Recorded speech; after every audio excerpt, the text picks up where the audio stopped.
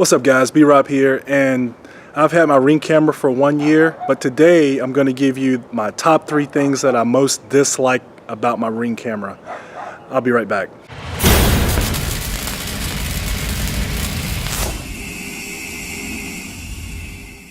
So, right here, right above this window here, see it right there?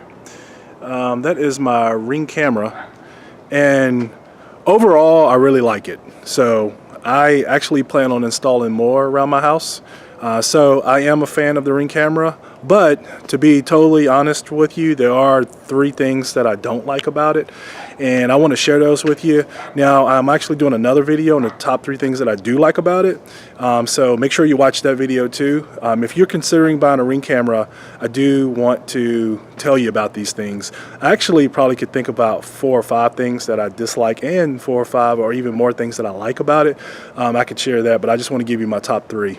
So, number 1 is the sensitivity setting. So, for the sensitivity that I feel I need to make sure that I catch someone coming up to my property, and I've had a couple of people come and try to see if my truck door or my Jeep door is unlocked, and they wanted to see if it's unlocked and go through there and steal some things.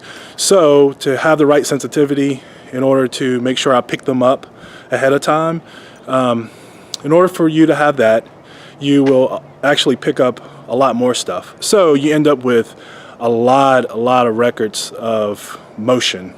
So because of that, you have to actually go through and see what's what. So you spend a lot of time going through trying to figure out, you know, the times that things have happened.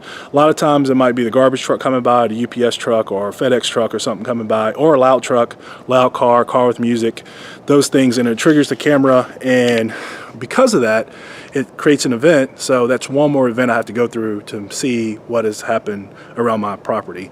So that is a negative, but it's a necessary evil too. So, but nevertheless, I end up in one day with a lot of things that I have to end up going through. What I have found though is I have to pick the particular times. Like for instance, I realize that if I see anything after midnight and before 6 a.m., that it's probably not a good thing. It's probably a bad guy. There has been times where it's been a cat. There is one time that it's been a fox, and that'll be another video. So make sure you check this video. Check out my channel for that video. It's a pretty cute little fox. It was pretty adorable actually. So you got to see that. So my number 1 thing is the sensitivity, which creates a lot of audit records that you have to end up going through to see what's happened. My number 2 thing is, I would have to say that my number 2 thing is how often I have to change the battery. So what I have back here, I have the wireless version. So that means that it's powered by battery. It takes 2 batteries. I have 2 in my units around the house. I love them, but I have to change the batteries out usually weekly. I have 2 batteries in there. I could go probably 2 weeks with the 2 batteries and they'll both be dead, but in order for me to keep fresh batteries, I have 1 on backup. I keep it plugged in. When one is dying, it alerts me. I change that 1 battery out, and so I find myself having to climb up on a ladder probably weekly, and that ties back to my number 1 reason, the motion sensitivity. I know I'm probably going to get some comments, hey, you can change sensitivity, make sure that it's, you know, not as sensitive. I hear you, but I do like to see things that are happening out at the road. It gives me a heads up on the vehicle, and again, I will post some videos of people who have parked on the road and walked up to my truck to see if it was unlocked, or walked through my yard with the bicycle, and so you'll see those videos. But anyways, my number 2 thing is battery. Number 3 thing is, because I do have the wireless setup, I have to buy extenders. So in order to increase the range for wireless, so I found myself having to buy probably 3 or 4 extenders.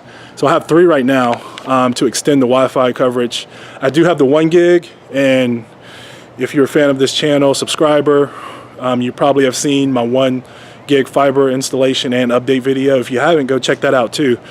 So I do have the 1 gig coverage. I don't have a problem with wireless connectivity, so I have the bandwidth to run all my cameras, but I have found that I had to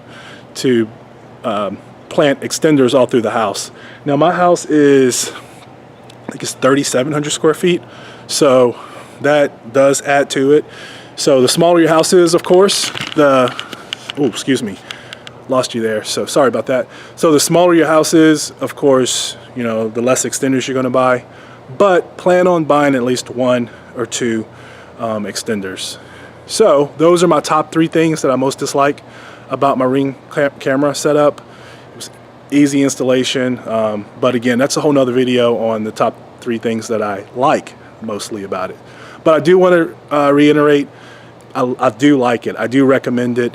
It's been 1 year since I had it installed, and I say go for it. I like it. I've told some friends about it. They've installed it just recently.